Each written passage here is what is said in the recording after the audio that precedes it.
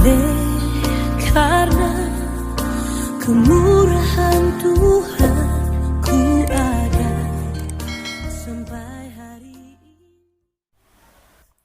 Dalam nama Bapa dan Putra dan Roh Kudus. Amin. Shalom Aleihim. Berjumpa lagi dengan saya pada perenungan hari ini, tanggal 13 Oktober 2020. Hadirkan Dia di dalam segala aspek kehidupan kita. Bacaan liturgi hari ini, Galatia 4 ayat 31b sampai bab 5 ayat 6. Dan Injil Lukas 11 ayat 37 sampai dengan 41. Saudara-saudaraku yang terkasih di dalam kasih Kristus.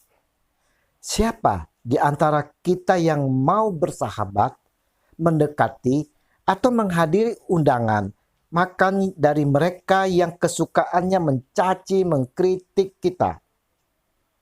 Mungkin kita akan menghindarinya. Tetapi tidak dengan Yesus Tuhan kita, saudara-saudara. Dia mau hadir dalam setiap undangan siapapun, termasuk orang Farisi yang selalu mengkritiknya. Bukan saja orang Farisi, diri kita yang penuh dosa ini pun, Yesus selalu menyambut undangan kita. Kapanpun kita mau mengundang Yesus, Yesus siap untuk datang dan masuk dalam kehidupan kita. Ia selalu berkenan hadir. Ia berinkarnasi dan hadir di dunia ini sungguh-sungguh untuk kita.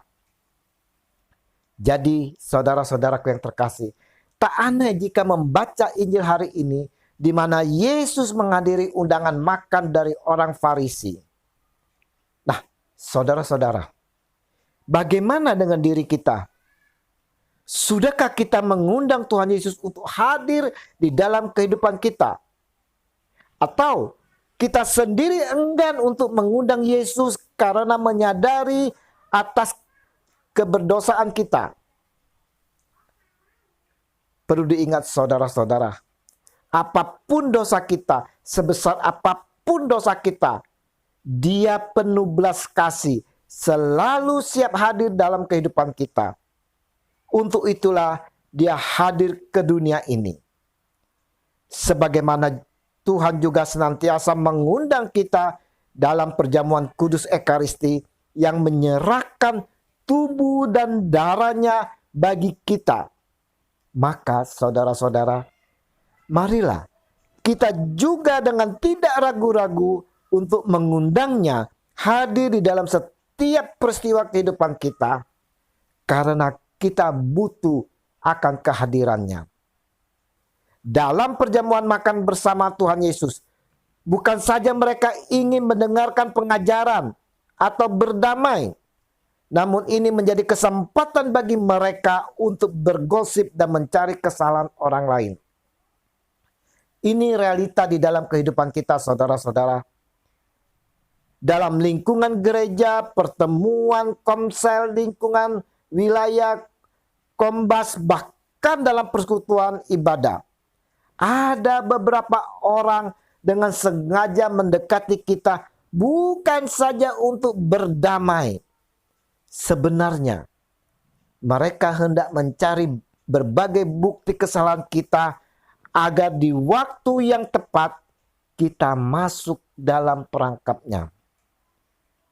Inilah yang dialami oleh Yesus Tuhan kita, saudara. Namun Yesus tidak peduli akan segala macam keburukan dan kenajisan dunia. Terutama mereka yang hanya bisa menipu dunia dengan memakai berbagai gelar sebagai mahkota.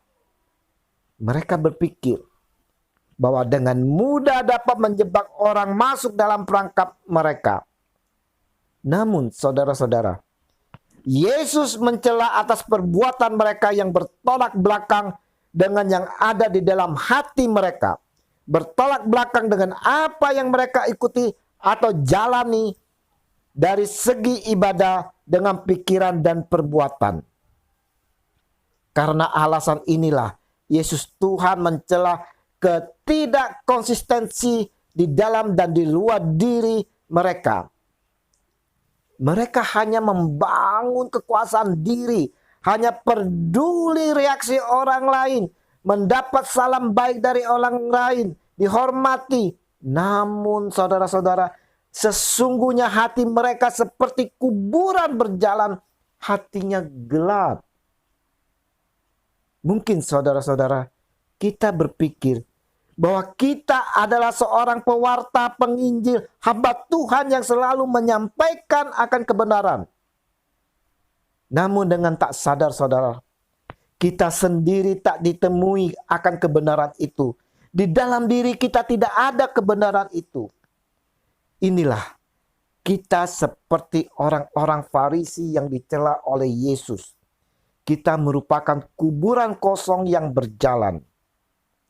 Nah, saudara-saudara, bagaimana sikap kita sesungguhnya?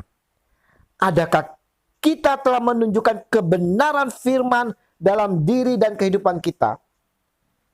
Seperti orang Farisikah kita?